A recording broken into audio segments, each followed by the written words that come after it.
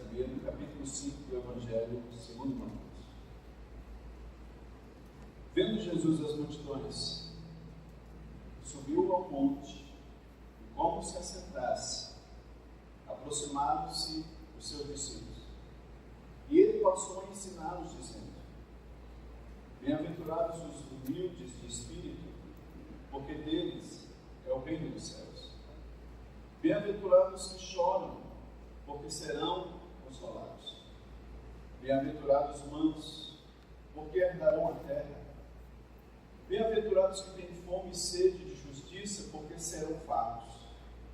Bem-aventurados os misericordiosos, porque alcançarão misericórdia.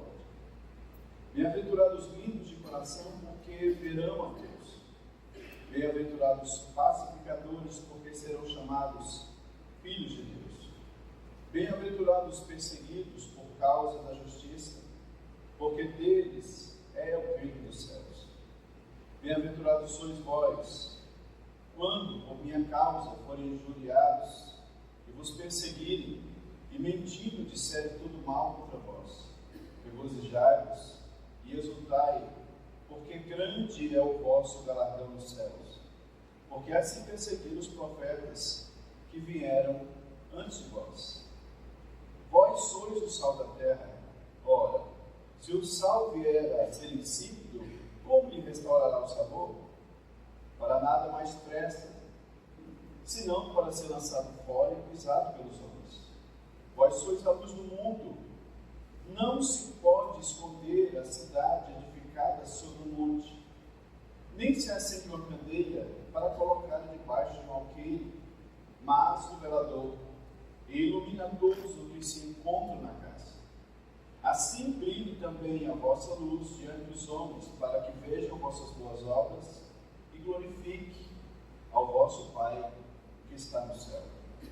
Não penseis que vim revogar a lei ou os profetas. Não, vim para revogar, vim para cumprir. Porque em verdade vos digo, até que o céu e a terra passem, nenhum tio jamais passará da lei, até que tudo se cumpra. Aquele, pois, que violar um destes mandamentos, posto que dos menores, e assim ensinar aos homens, será considerado o mínimo no reino dos céus. Aquele, porém, que observar e ensinar, esse será considerado grande no reino dos céus. Porque eu vos digo, se a vossa justiça não excederem muito a dos escribas e fariseus, jamais entrareis no reino dos céus. Amém. Vamos fazer uma oração? Espírito de Deus, eis aqui a tua palavra. Fala conosco nessa manhã. Tu conheces o nosso coração, o nosso caminho, o nosso deitar e levantar. E sabe do que precisamos. Então ensina-nos, edifica-nos, educa-nos por intermédio de tua palavra. É o meu pedido. Fica conosco nessa manhã. No nome de Jesus. Amém. Podem sentar?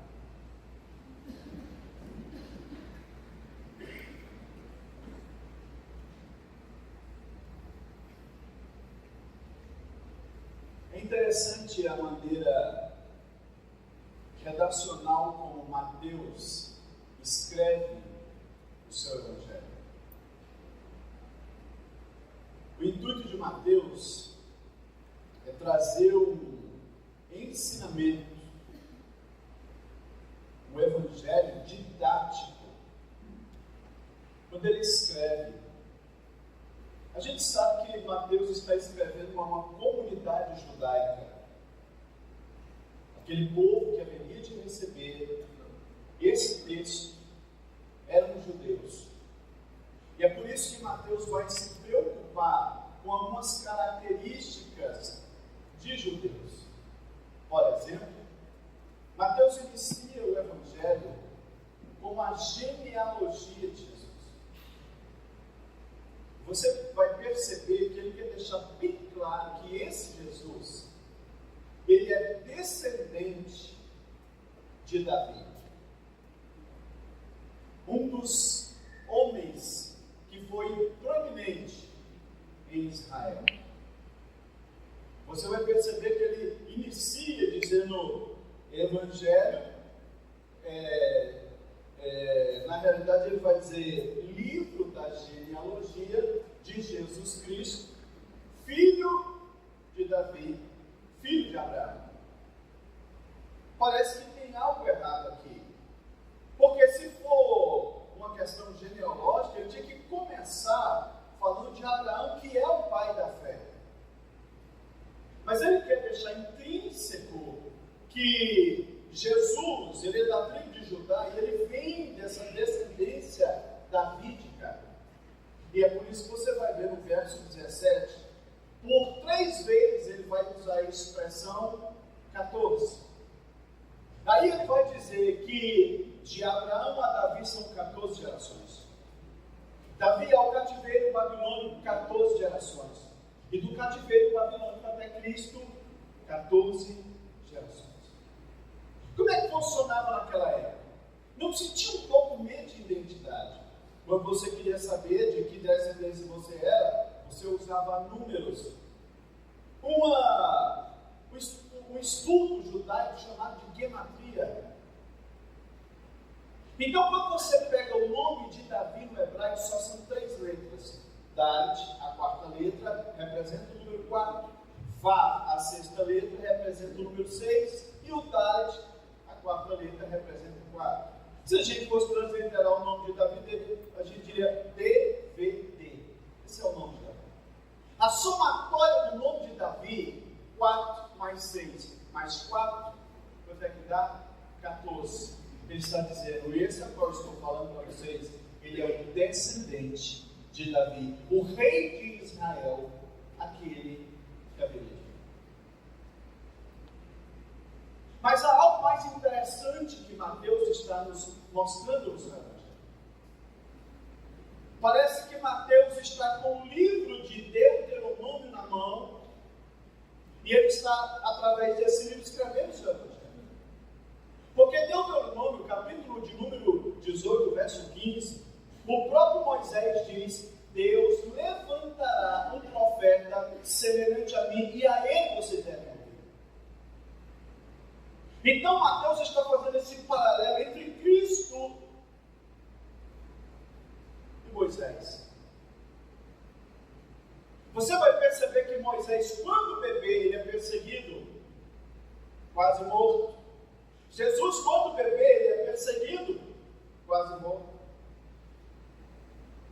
Moisés vai resgatar o povo no Egito. Jesus, ele vai para o Egito e ele volta do Egito. Então ele está querendo mostrar que esse Jesus é justamente aquele a qual Mateus estava falando que ele era o que viria após ele, que era superior. Porque Moisés, depois que ele traz o povo do Egito, ele vai aonde? Ao deserto, sobe ao monte e recebe a lei. A mesma redação Mateus está se utilizando e ele mostra Jesus, todo o processo seu infantil, Jesus passando pela tentação do deserto, ele volta do deserto e aí ele sobe ao monte e agora ele vai fazer o quê? Reinterpretar a lei. Quem é maior para Mateus? Quem recebe a lei ou quem interpreta? Então ele está mostrando que Jesus era o profeta superior. Então aqui no capítulo 5, Jesus vai subir ao monte e ele vai começar o processo de ensino. E você percebe a maneira com que Mateus está construindo o seu evangelho, de maneira didática. O verso 1 do capítulo 5, ele diz que vendo Jesus as multidões, subiu ao monte, e como se assentasse, quem se aproxima de Jesus? Porque a gente fica pensando que quem estava ali próximo dele E quem estava a ouvi-lo era aquela multidão. E segundo o relato de Mateus aqui, não é a multidão que se assenta aos pés do mestre para poder aprender. A multidão só estava preocupada com as curas, os milagres e as benfeitorias que aquele rabino galileu estava fazendo. E você vai perceber também a maneira com que Mateus mostra o chamado desses discípulos, que na língua hebraica são chamados de talmidim.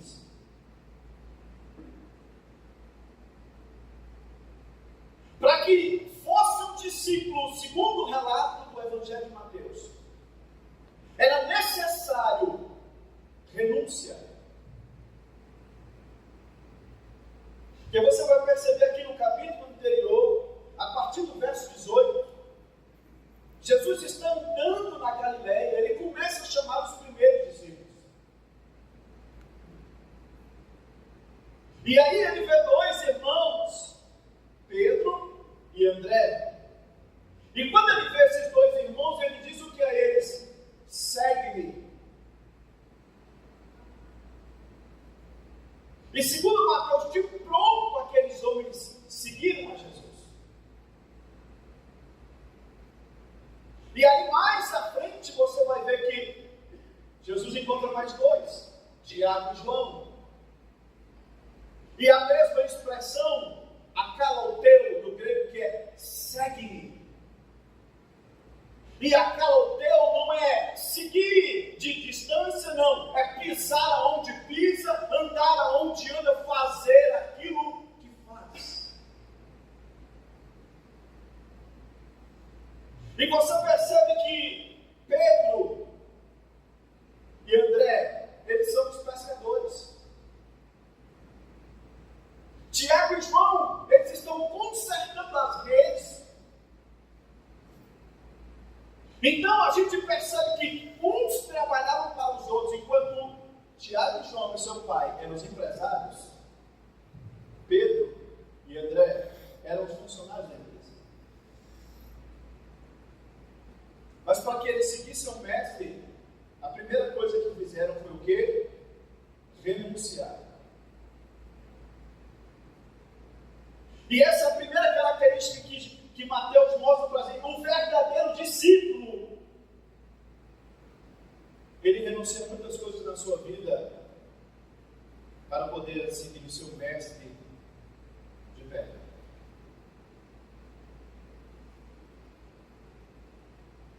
É interessante o termo que Mateus utiliza aqui. Ele diz, as multidões.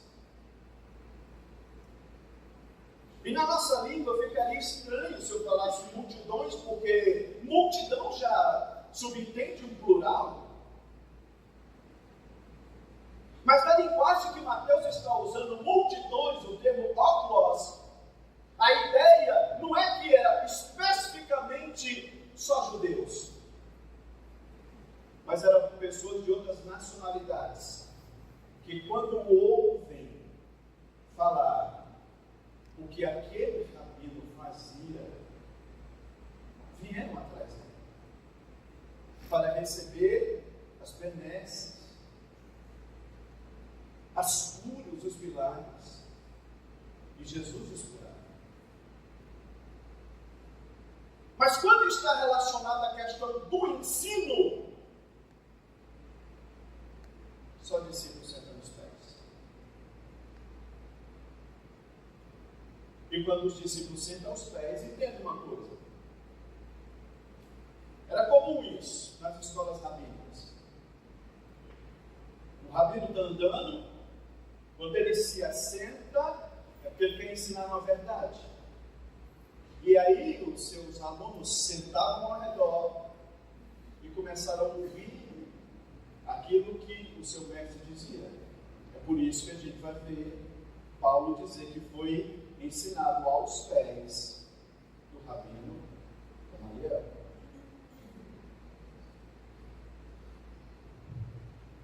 E ao ensinamento de Jesus.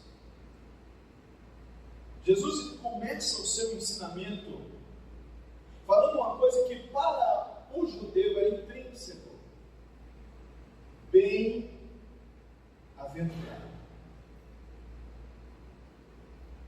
Você vai ver em algumas versões a expressão bem-aventurados, em outras mais do que feliz, ou em outras felizes.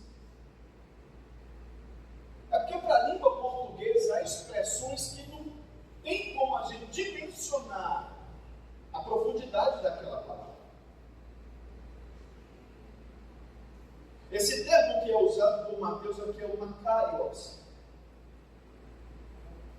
que é alguém muito mais do que feliz. Mas quando essa expressão era usada no Antigo Testamento, no Salmo 1, você vai ver a expressão ashrei.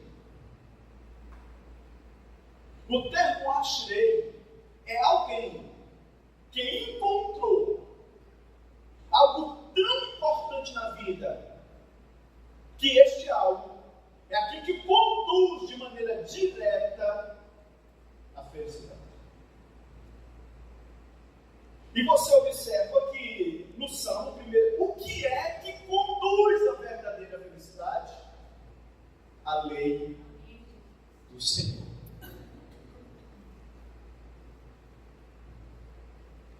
Então, se nós entendermos o que é a lei do Senhor,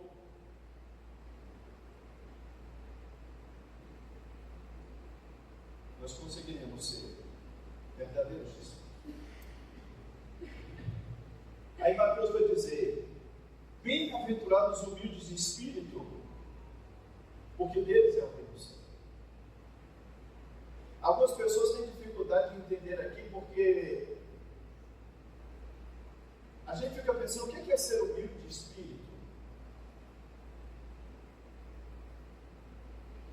Porque o termo utilizado aqui no grego é o termo pobre.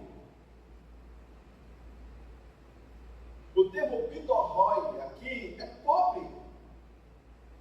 Alguém que não tem recurso, não tem condições, nem de estudar, nem de ter mesmo uma alimentação correta, a qual é necessária diariamente. E aí os nossos tradutores, eles colocam a expressão humilde, mas a ideia é aquele que sem condições, ele entendeu o chamado. E ele reconhece que tudo que há em sua vida é por causa de seu mestre. Eu e você só estamos aqui, não é porque somos bons, não é porque somos pessoas dedicadas, não é porque estudamos, é porque a graça nos alcançou. Eu sei que eu fui alcançado pela graça. Uma pessoa drogada, envolvida com tráfico de drogas, totalmente perdida, e que os familiares diziam: logo a gente vai ouvir, Eduardo está preso ou está morto, e hoje eu estou aqui, a graça dele me alcançou. Só por isso, a diferença é antes da graça e o depois da graça.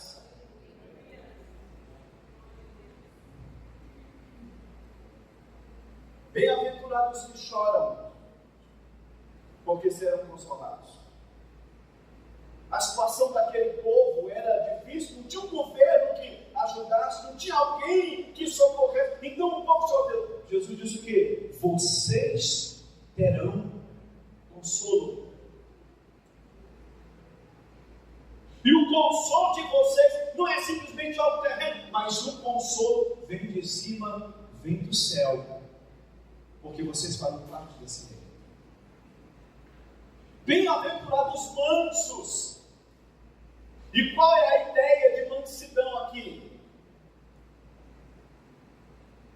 É alguém que se coloca na posição de se submeter ao seu mestre, aconteça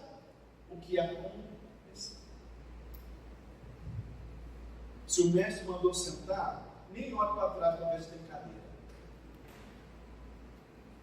Ele sabe o que ele está dizendo. Bem-aventurado aqueles que têm fome e sede de justiça, porque eles serão fartos. Principalmente nos nossos dias, irmão. A gente fica vendo a questão judiciária aqui na nossa nação. E a gente fica pensando, meu Deus, onde é que está a justiça? Que mundo injusto. Que mundo injusto esse que estamos vivendo. Como disse o profeta Isaías, parece que a justiça ela andava como ébrio nas praças. Jesus disse, você é bem-aventurado por isso, mas eu estou falando, você tem sede, você será saciado. Bem-aventurados os limpos de coração, por quê? Porque eles verão a Deus. A gente sabe que é difícil a nossa natureza intrínseca, pecaminosa, a gente ser limpo de coração. Mas Jesus, quando ensinava aos seus discípulos, ele disse uma coisa para eles: vós estáis limpos pela palavra que eu vos tenho. E a ideia de ser limpo aqui é que você permite, como se um podador de uma videira, ele percebe galhos que estão ali sem frutificar, ele vai lá e poda, como diz João, para que aquela árvore dê mais. Limpo de coração, quem permite ser podado. É como um cesto que ele tem algumas coisas ali dentro que não presta, você permite que alguém tire aquilo que não presta e coloque coisas boas.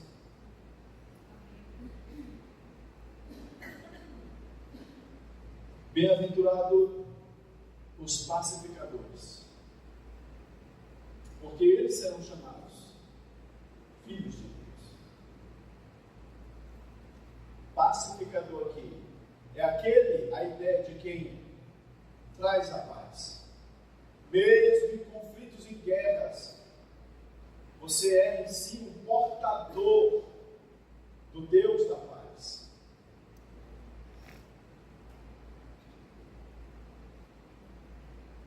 Bem-aventurados os perseguidos por causa da justiça, porque deles é o reino do céu. Você percebe que aqui Mateus já muda o discurso. E ele começa a dizer que esses discípulos que estão sendo ensinados por Jesus, quando eles atendem o chamado, eles vão ter problema. Eles serão o quê? Perseguidos. Hoje nós ainda temos a liberdade de culto. Mas você está percebendo o mundo como ele está encaminhando. E logo, essa liberdade poderá ser tirada de nós. Aqueles que são genuinamente discípulos de Jesus, que aprenderam realmente aos pés do Mestre, nada os tirará de sua presença.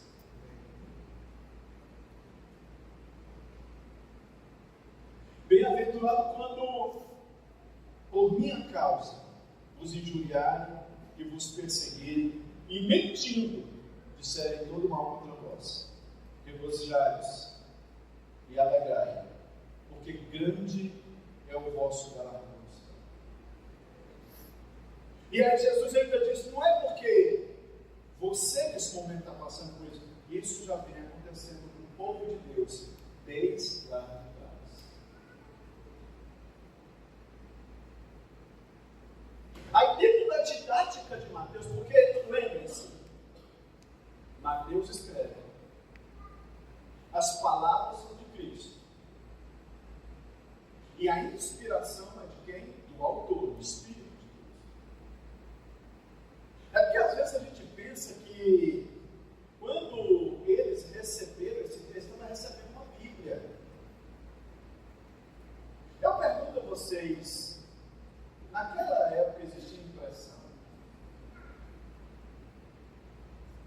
eles estavam recebendo esse documento. E entenda, o Evangelho de Mateus foi um dos principais evangelhos a serem mutilados. Por quê? Batia de frente com a religiosidade judaica. Incomodava os senhores, os doutores da lei. Aí Mateus está ensinando a eles o que? Através desse texto. Que se eles estiverem enquadrados em todas essas bem-aventuranças, o que acontece com eles? Se vocês estiverem qualificados em tudo que eu falei aqui, em todos esses pontos, aí sim, vocês serão sal da terra e luz do mundo. Que a gente às vezes pensa, eu sou sal da terra e luz do mundo, mas se você estiver qualificado em todas essas bem-aventuranças, você poderá dizer que você é sal da terra e luz do mundo. Porque o seu comportamento, a sua vida, ela saudará a vida de muitos que estão apodrecendo nesse mundo caído. Lembre-se, naquela época não existia refrigeração. O que dava condições a uma carne ter um tempo maior, o que era? Sal.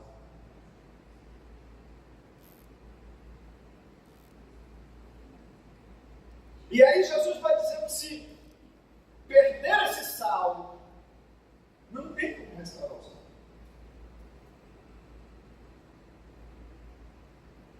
E ele diz, vocês serão luz para o mundo. As pessoas verão em você algo que não é seu. Mas o brilho do Mestre refletido em sua vida.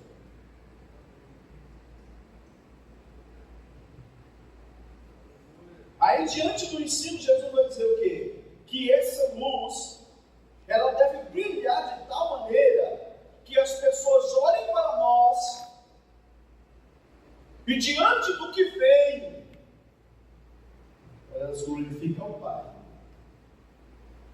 que está no céu. Por quê? Porque você aprendeu direitinho. Glória a Deus. Você conseguiu aprender direitinho o que é ser um discípulo.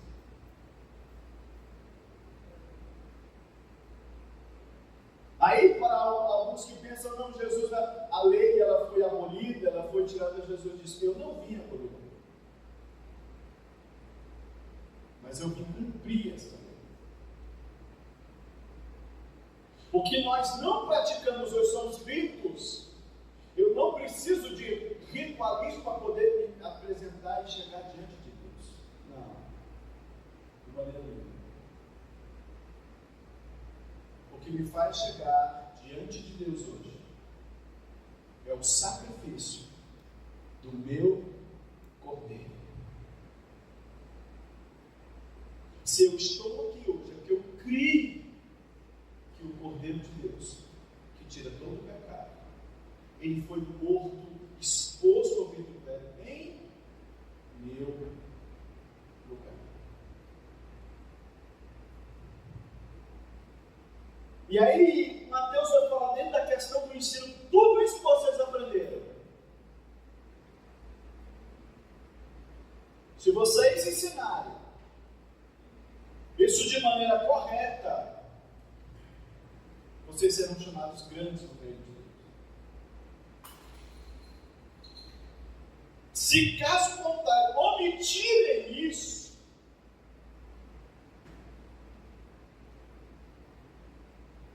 vocês serão chamados de menores no reino de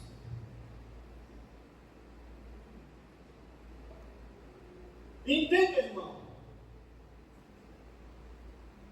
O que Mateus está construindo aqui dentro desse ensinamento?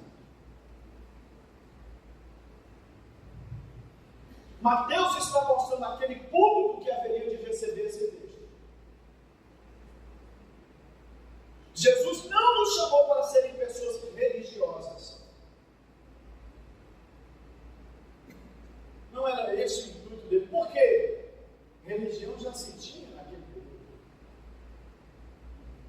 Jesus nos chamou para ser o quê?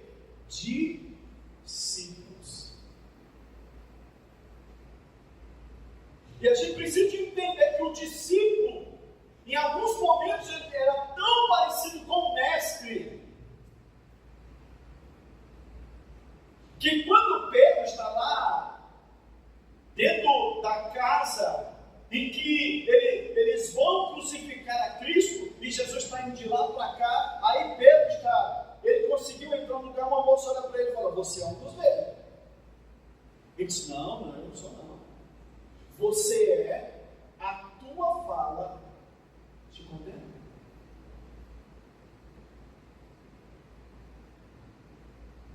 Jesus e Pedro andaram tão juntos que Pedro aprendeu até falar com Jesus.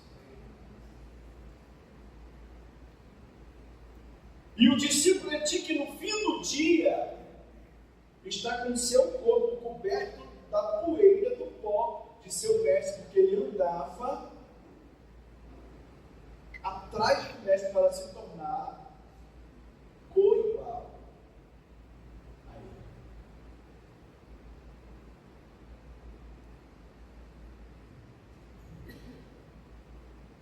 Será que nós temos discípulos autênticos do mestre? Entenda, irmão. Eu tenho estudado isso, tenho analisado dia após dia, e cada dia mais esse evangelho me confronta. E se a palavra de Deus ela não confronta você, aquilo que precisa ser mudado e ser transformado, para que cada dia mais a pessoa de Cristo ela reflita em sua vida. Esse dia eu estava dando uma aula na casa de recuperação. O Fabrício sabe disso, eu já faço esse trabalho há mais de 10 anos. E quando terminou a aula, um daqueles internos, ele falou: pastor, podia te falar uma coisa? Eu pensei que ele ia fazer alguma pergunta. Ele disse: se eu dissesse que o senhor parece com Cristo, eu estaria falando besteira? Aí eu ri na hora, não falei nada. Mas quando eu entrei dentro do carro, lágrimas correram nos meus olhos, porque eu pensei: eu pareci com Cristo. Entenda, não é porque fisicamente você, as suas atitudes, a sua abnegação, às vezes o seu se doar ao outro, ele entendeu que isso era características que havia em quem? Mestre. Eu conheço isso na prática. O homem que me levou a Cristo, a pessoa que me levou a Cristo, esse homem sofreu, xingavam ele, deixavam ele sem comer, deixavam ele dormir na rua. Esse homem veio de Santos, em São Paulo, e eu sou paulista. Eu nasci em São Paulo, nasci na cidade do bairro de Santo Amaro, eu vim para Brasília com 7 anos. Então, eu tinha algumas vezes ido a Santos, nunca encontrei com esse homem, mas no momento que eu estava com a vida perdida, no mundo das drogas, Deus enviou esse homem de Santos, lá onde eu morava, no Valparaíso. E esse cidadão foi trabalhar na casa de um amigo meu para poder conseguir um dinheiro para voltar para a casa dele, porque o emprego que tinha sido prometido a ele não tinha dado certo, e ele estava passando fome e morando na rua. Aí ele começou a questionar Deus: o Senhor trouxe aqui para me morrer? Aí Deus disse a ele: meu servo, tem alguém aí que é precioso para mim. Depois que tu levou ele à minha casa, eu te dou tua passagem de volta para a tua casa. Então eu vi aquele homem, às vezes as pessoas xingarem, e eu não vi um palavrão sair da boca dele. Eu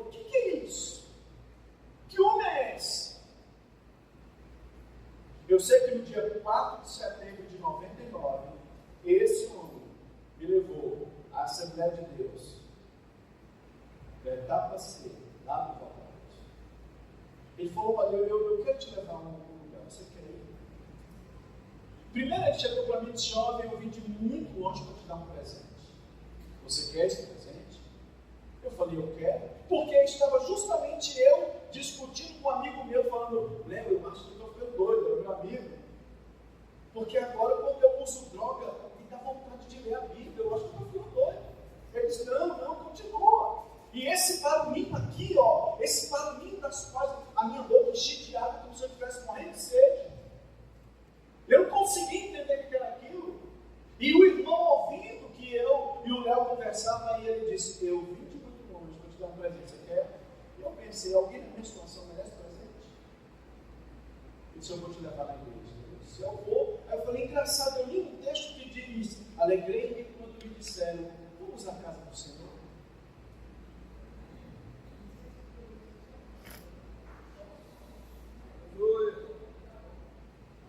E aí, quando ele me falou isso, eu senti quebrando algo aqui dentro do meu coração.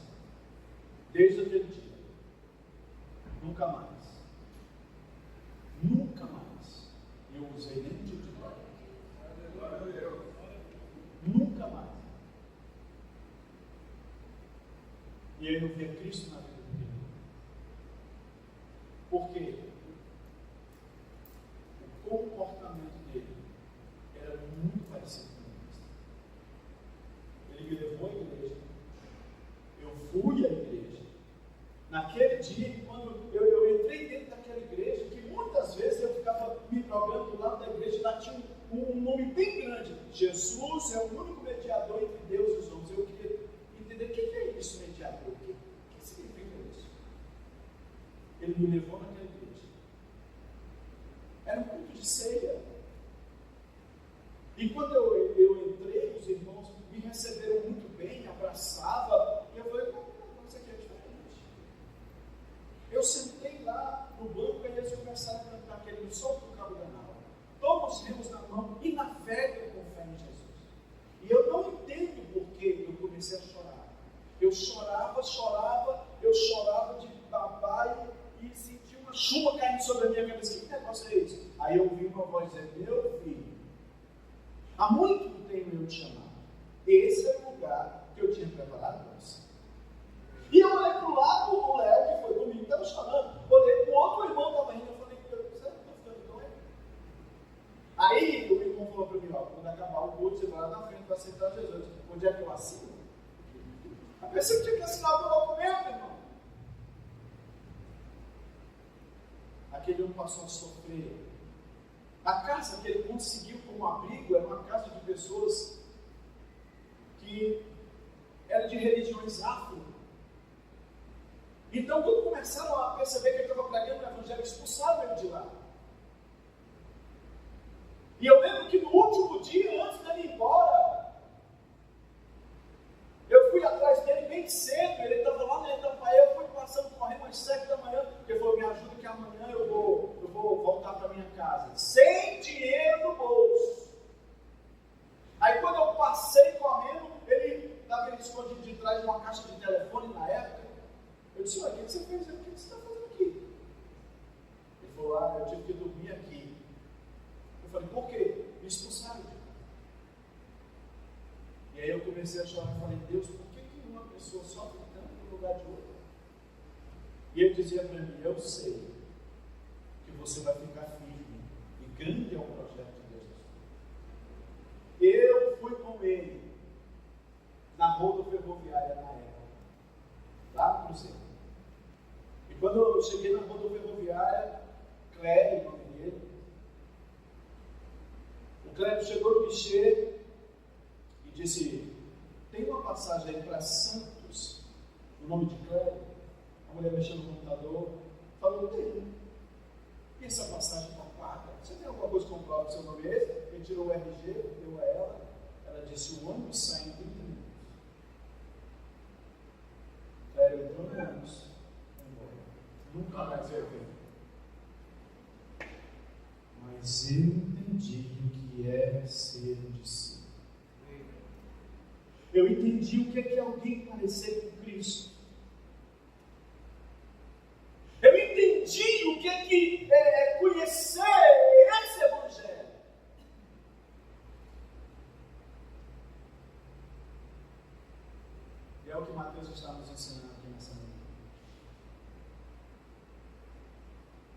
A igreja precisa de discípulos. Pessoas que aprendem ao pé do mestre. Pessoas que têm um comportamento igual, idêntico ao do seu Senhor, a ponto de atrair outros a eles. E é por isso que Jesus diz: se o que você aprendeu, essa justiça que você aprendeu do reino, ela não for superior a muito aos fariseus, aos doutores da lei, você não entendeu. Você não vai entrar no reino dos céus.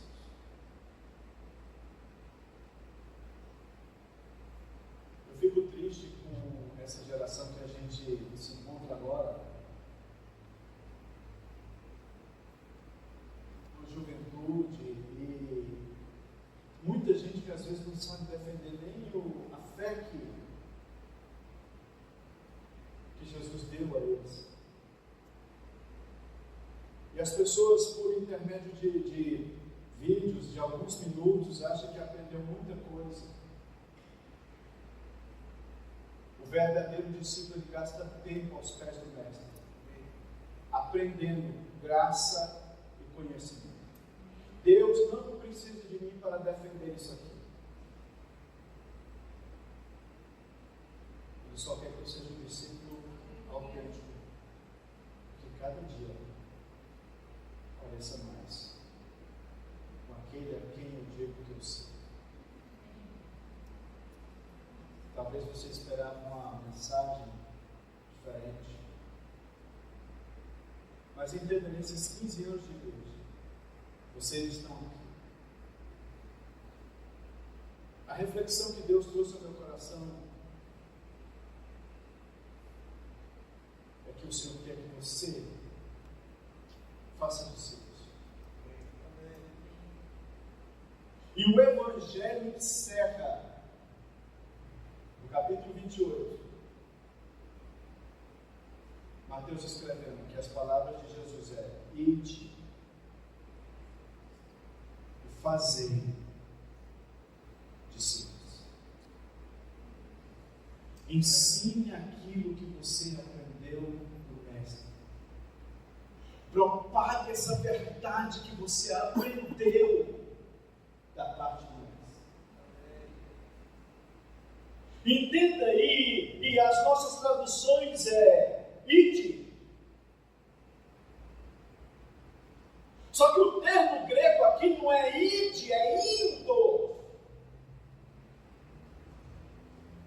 Indo fazeis. Por quê? Porque no meu dia a dia, comportamento diário, práticas diárias, é que faz com que as pessoas rendam-se ao mestre. Se ele mudou a sua vida, ele pode mudar a minha.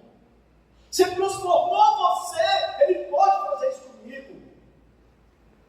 O mestre ainda continua fazendo discípulos. Pode se entregar ao seu lado. Glória a Deus.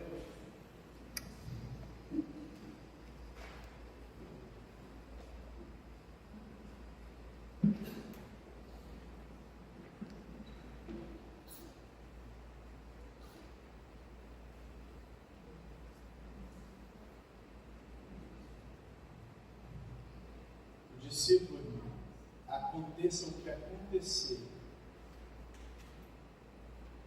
ele não recua, ele não retrocede, ele não volta atrás. Sabe por quê? Ele entendeu o que é o akaloteu, segue. Quem verdadeiramente entendeu o seu chamado, aconteça o que acontecer na sua vida, você não olha para trás. E você tem ciência de quem foi que te chamou.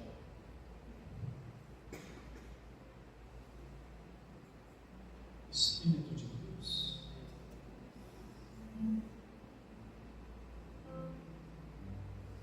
nós ouvimos essa palavra. Nessa manhã, Senhor, ensina-nos a ser verdadeiros e autênticos discípulos, a nos tornarmos tão parecidos contigo, ó Deus, a ponto de atrairmos pessoas mais e mais para ti. Perdoa, Senhor, às vezes quando temos sido, Senhor, fariseus, só no comportamento. Ajuda-nos a ser verdadeiros discípulos, como diz a tua palavra. Abençoa essa igreja. Abençoa os teus filhos que estão, Deus, completando mais um ano de aniversário. Que o Senhor venha fazer brotar discípulos neste lugar. Que o teu Espírito levante homens e mulheres cheios da tua graça e da tua verdade, ó Deus, para propagarem esse evangelho no meio, para a glória do nome de Jesus. Obrigado, Deus, por esse momento. Eu te agradeço. Em nome de Jesus. Graças a Deus.